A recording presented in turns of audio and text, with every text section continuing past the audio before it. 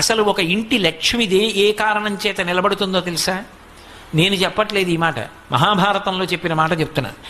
లక్ష్మీదేవి ఏ ఇంట స్థిర నివాసం ఉంటుంది అంటే, ఏ భార్య భర్త కీచులు అడుకోరో, అస్తమానం నింద చేసుకోరో. ఆయనకేం తెలుసండి, మా పుట్టింట్లో బోల్డన్ని పూజలు, కానీ ఆయనకేం తెలుసు, నన్ను చూసి నేను మా అత్తారింటికి వచ్చిన తర్వాత నమస్కారం పెట్టాలని నేర్చుకున్నారు అందనుకోండి. ఎందుకు ఆ పూజలన్నీ? ఈశ్వర స్వరూపుడైన భర్తను నింద చేసేదానికి. లక్ష్మీదేవి పూజ చేసి బయటికి వచ్చి భార్యని నింద చేశాడనుకోండి, ఎందుకు ఆ పూజ?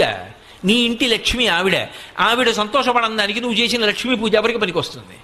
వాళ్ళిద్దరూ ఉల్లాసంగా ఉన్నారనుకోండి, సంతోషంగా ఉన్నారనుకోండి, అంతకు మించిన లక్ష్మి ఇంకొకటి లేదు. అందుకే విశ్వనాథ సత్యనారాయణ గారి 1000 పడగ నవల్లో ఒక మరచెంబును అడ్డు పెట్టి దాంపత్యాన్ని చూపించారు. ఎంత ఉన్నది అని కాదు, ఆ ఉన్న రోజులు సంతోషం, ఆ లేని రోజులు